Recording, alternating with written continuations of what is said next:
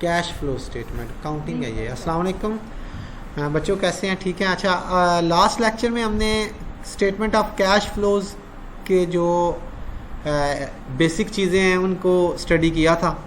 मैंने आप लोगों को cash flow from operating activities, cash flow from investing activities और cash flow from financing activities को डिटेल से समझाया। आज हम प्रैक्टिकली डायरेक्ट अप्रोच के through statement of cash flow बनाना सीखेंगे। ऑल्दो कि ये statement of cash flow direct method की हमने पहले भी कई दफ़ा डिस्कस की हुई है, पिछले सेमेस्टर में भी थी, तो मेरे हाल में ये आपके लिए कोई नई चीज़ नहीं होगी। तो इसमें देखते हैं आज का जो हमारे लेक्चर का जो आज हिस्सा है वो इसमें हमने जो पढ़ना है, there are commonly two methods which are used to prepare cash flow statement. Number 1 direct method and number 2 indirect method. ज़्यादातर फोकस हमने इनडायरेक्ट मेथड पे करना है, इनडायरेक्ट अप्रोच पे करना है, तो उसके तो हम डिटेल के साथ लेक्चर 1-2 और लेंगे, लेकिन डायरेक्ट अप्रोच को आज ही हम क्लियर कर लेंगे क्योंकि ये हमने पहले भी पढ़ा हुआ है। ठीक है, तो डायरेक्ट अप्रोच में आपको एक कैश बुक देगा जिसमें आपको रिसीविंग्स एंड पेइंग्स प्रोवाइड कर देगा। जस्ट आपने उसको मैनेज करना है कि कौन सी आपने जो है वो ऑपरेटिंग एक्टिविटीज़ में इन्वॉल्व करनी है कैश फ्लो, और कौन सी आपने इन्वेस्टिंग एक्टिविटी में एंट्रीज लेके जानी है, और कौन सी फाइनेंसिंग एक्टिविटीज़ में आपने एंट्रीज लेके जानी है। ठीक है, तो आज हम पढ़ेंगे जी डायरेक्ट अप्रोच। अच्छा, ये अप्रोच है क्या? बेसिकली इसमें हम जो हमें आइटम्स प्रोवाइड करता है ना, मेजर आइटम्स, उनको हम सेपरेटली लिस्ट कर देते हैं।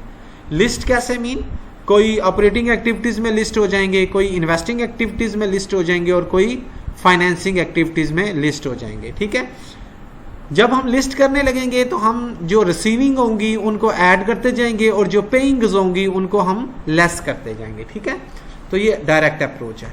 और जो इनडायरेक्ट अप्रोच है वो आपको रिसीविंग एंड पेइंग्स से बियॉन्ड जाना पड़ता है, यानी आपको नेट इनकम से स्टार्ट करना पड़ेगा। ठीक है, उसके बाद फिर ईच आइटम जो हमें उसने प्रोवाइड किए होंगे, जो नेसेसरी होंगे, वो फिर हम कैश फ्लो स्टेटमेंट में ऑपरेटिंग एक्टिविटीज़ में उनको डील करेंगे। बाकी फाइनेंसिंग एक्टिविटी और इन्वेस्टिंग एक्टिविटी इस अप्रोच में भी सेम रहेंगे। ठीक है,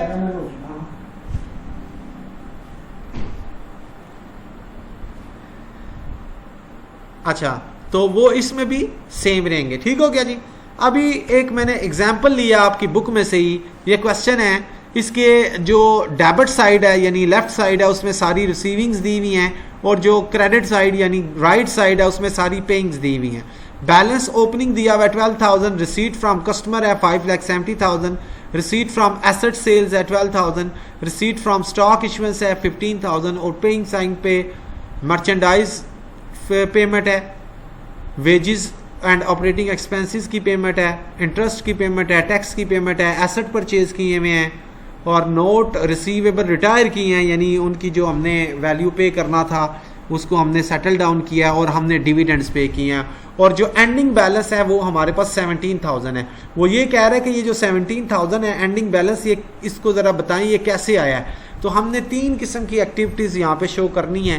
पहले cash flow from operating activities, फिर cash flow from investing activities, and then last पे cash flow from financing activities. ये तीनों एक्टिविटीज़ मैंने पहले लेक्चर में बड़ी डिटेल के साथ एक्सप्लेन की हुई है। ठीक है, तो वो पहला लेक्चर भी ज़हन में रखें, और अभी इसको हम सॉल्व करने जा रहे हैं।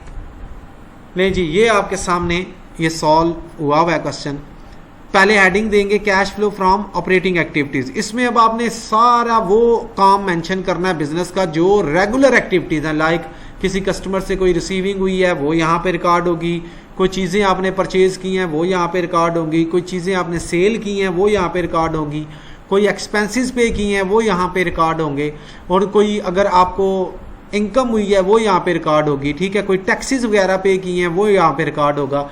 तो यहाँ पे देखें कैश रिसीव्ड फ्रॉम कस्टमर, ये आपको रिसीविंग साइड से जो पहले क्वेश्चन गिवन है वहाँ से आपने उठा के ये ले आना। मैं फिर से आपको बता देता हूँ, ये आपका जो है ना रिसीट साइड पे देखें, ये कैश रिसीव्ड फ्रॉम कस्टमर 5,70,000, पहली एंट्री यही आ गई।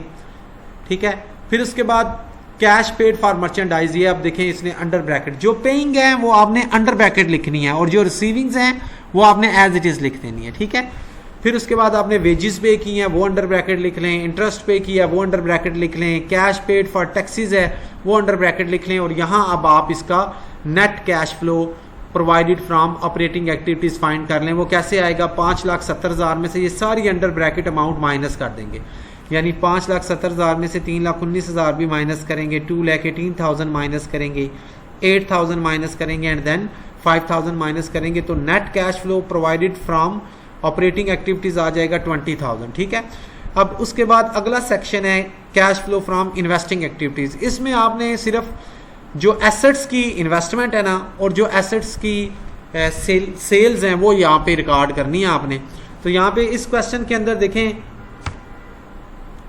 रिसीट्स फ्रॉम एसेट सेल्स दिया हुआ 12,000, पहले ये लिखेंगे, फिर उसके बाद आपने पेमेंट ऑफ एसेट्स भी है 10,000 ये लिखना है, बाकी और एसेट से रिलेटेड यहाँ पे कोई बात नहीं हुई, तो यही दो एंट्रीज यहाँ पे इन्वेस्टिंग एक्टिविटीज में आएंगी। देख लें यहाँ पे यही लिखा हुआ है उसने, cash receive from sale of plant 12,000 और cash paid for purchase of plant asset 10,000।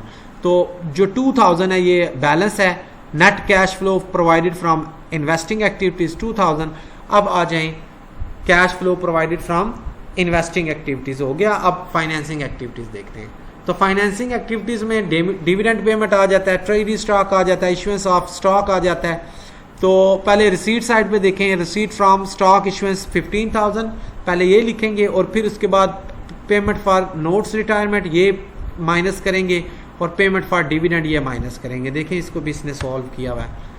ठीक है, cash flow from financing activities, cash receive from issuance of stock 15,000, cash paid for retirement of notes 18,000 और कैश पेड फॉर डिविडेंड्स 14,000।